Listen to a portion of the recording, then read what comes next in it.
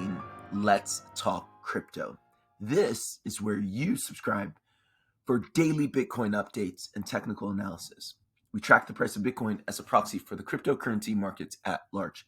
Today is December 6th, 2021, and Bitcoin is looking confusing.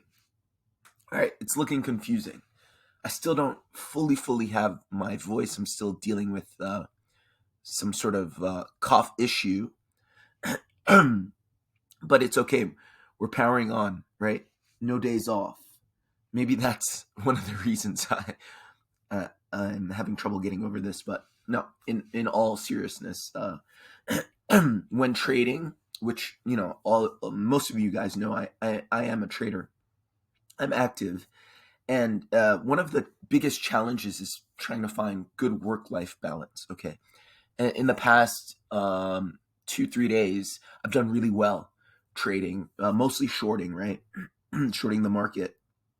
However, it's important that even when you're, whether you're doing well or you're not doing well in the market, you find a good balance, a work-life balance, and you're able to get your sleep and all that stuff. And that is also part of being a good trader, right? If your methods are unsustainable, or if your lifestyle is unsustainable, you're not going to be trading long, right? Just as if you exhaust your actual capital, right? Your trading portfolio, you can't trade anymore. And the same is true as if you exhaust your mental or physical capital, you have to stay healthy. So obviously, leading a healthy lifestyle is important. That being said, let's jump into Bitcoin. What is it doing? So we're on the 5-minute chart. Reason being is I'm actually scoping an entry right now in Link. I'm not trading Bitcoin. Once again, for those of you subscribed to the channel, you'll know why. Bitcoin may be in an impulse for now, but we don't anticipate for it to be impulsive once it gets into its 2-wave, which I believe it's in right now. If we go on the 4-hourly time frame, we see that this is likely a 1-wave that was just printed, and what ensues is going to be most likely a 2-wave, and a 2-wave is by definition corrective. And one of my personal trading rules is that I don't trade corrections. I enter and exit in corrections, right? So right now I'm about to enter in a correction in Chainlink, and I'll talk about that a little later. But I'm not looking to trade it up and down. If I do, it's by accident, and because I will have, and I'll talk about that later as well. So what's it doing? On the 4-hourly time frame, we can't see too much definition, but on the hourly time frame, we see, all right, this A was a little bit unorthodox because you had a big wick here. So typically the B and the C are a lot more easy to measure because they're essentially in the range of A. But here what happened, it seems to me what happened is that A wicked down unusually far. So A wicked down quite a lot, more than buyers and sellers are willing to trade in. So buyers and sellers aren't willing to trade in this range. Like they're saying, no, this is not the fair price of this asset at this moment in time. So the actual trading range is up here. Okay. That's a little confusing. So at first, right, when I made, I think yesterday's video, I anticipated us coming back down to this trading range because that's typically what you see. But here is the trading range that we've established, and that is your A, this is your B, and now you're getting your pivot and C. This is one of the reasons. Reason number one, I think that the local bottom is in for reversal into this 2-wave, okay? So you do see that sometimes. And one of the things I want to mention is You can have a thesis, but a good trader, good chartist is always creative. You have to find a good mix of creativity and consistency in your principles and your rules. You can't make up new rules every single time, or else you're just lost. You have no guidelines, you have no compass bearings, But that being said, you kind of look at the information and you assess and you sort of derive conclusions based on what you're seeing. Another reason I think is the bottom is in is if you look at the volume on this. First, let's go into smaller time frames. And I think it's very clear in Bitcoin. But again, I could be wrong. And one of the things I'm going to mention is this. I'm so confident in charting and trading that I'm surprised when I make a mistake, but I'm not. I'm surprised that's how confident I am.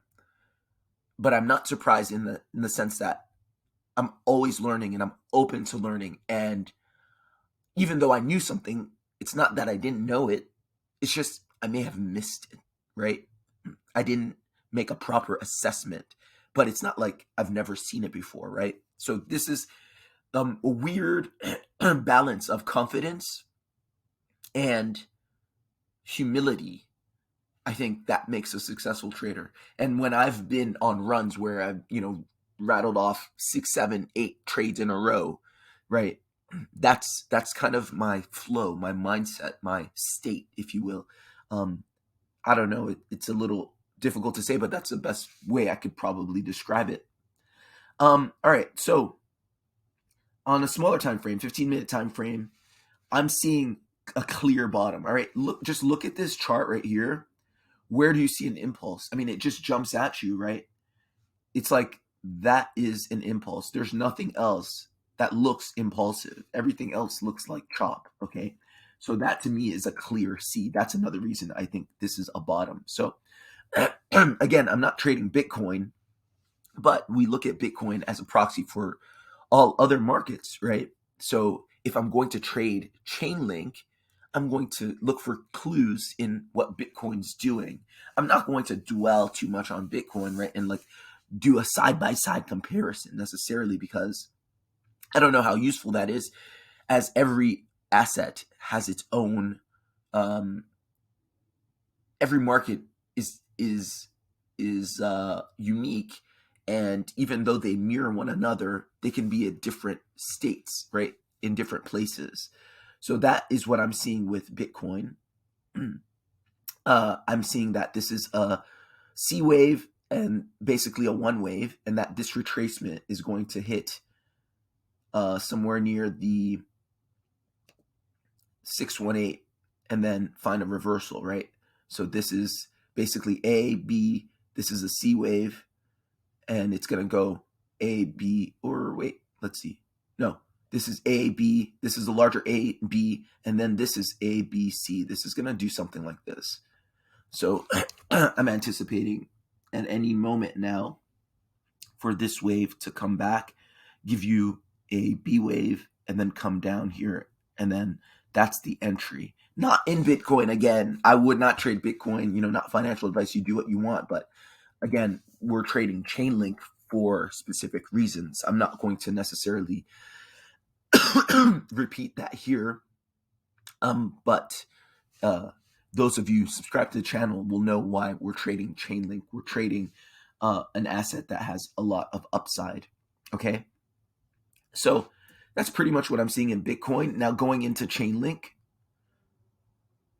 the asset that I'm trading today and that I've been trading. Oh, why am I looking at Sia? So it's a bunch of the same thing. And let me show you what I messed up on. So I did really well shorting this for, past 2-3 days. But I didn't do so well trying to find a bottom, okay? Trying to enter along on a bottom. I got tricked into thinking this was a bottom here. Wait. Sorry, 1 second. I got tricked into thinking this was a bottom here. Right here. I got tricked into thinking This was a bottom. Okay. And now I'm not going to get tricked because I believe that this is a bottom.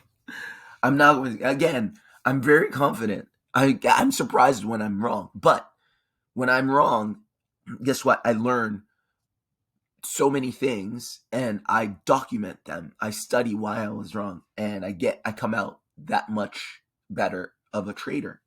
So let's look at why I think I was wrong. So just characteristically, looking at these waves that I thought were impulses that didn't turn out to be impulses, right? I thought this was an impulse right here. I thought it was a diagonal, and it turned out to be the C wave of a B wave, right? Not the C wave that I was looking for. So you got a C wave, stopped me out right there. I thought this was a diagonal right here as well, or not a diagonal, but pretty much a diagonal, not a straight diagonal, but I thought it was an impulse. So I tried to get in at the 0.5, between the 0.5 and the 618, and got stopped out here. But then look at this, look at that, look at this impulse, quote unquote. Look at this impulse, and these are impulses, but again, they're impulses in corrective modes. This is an impulse. This is a C wave in a larger B wave of a flat correction. Okay, this is the C wave of a two wave, right? 1, 2, right? Again, there are C waves in corrective modes. Why do I think that this is a C wave, but an impulsive C wave? One, I looked at Bitcoin and it was really, really straight. That it was just one strong, big candle. Next, just looking at Chainlink, not considering Bitcoin, this is as erect and as sort of orthodox an impulse as you have on this chart for this whole range. So that's one of the reasons. And these are just characteristically, they look slanted, they look diagonal, they don't look as impulsive. Okay, that's just eye test. Next, if this is A, right, and this is B, B usually looks like something like this, right?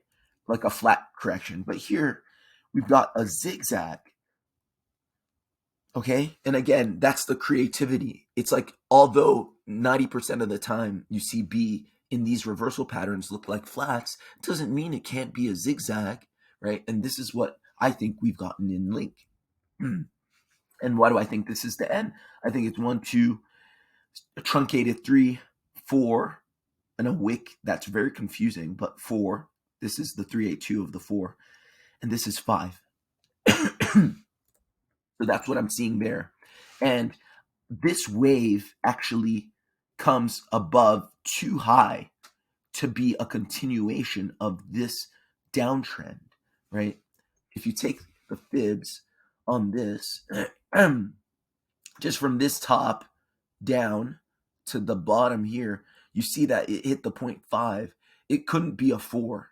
So if you thought, oh, maybe this is a fake out, this is a wave 4 continuation down to a wave 5, it just obliterated the 382. So that's another reason why I think the bottom is in. Okay, this is why I'm preparing to long this right now. And going on a smaller time frame right here, you see it even a little better. You see this impulse right here, right? This 5 waves, 1, 2, 3, 4, 5. I'm going to label it.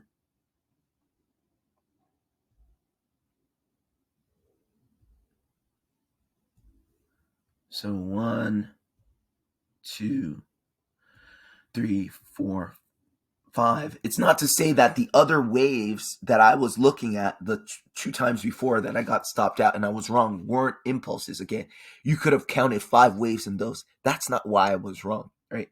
What I learned is you're not looking for impulses in corrective modes, right? So if it's part of a C wave, then you're SOL, right?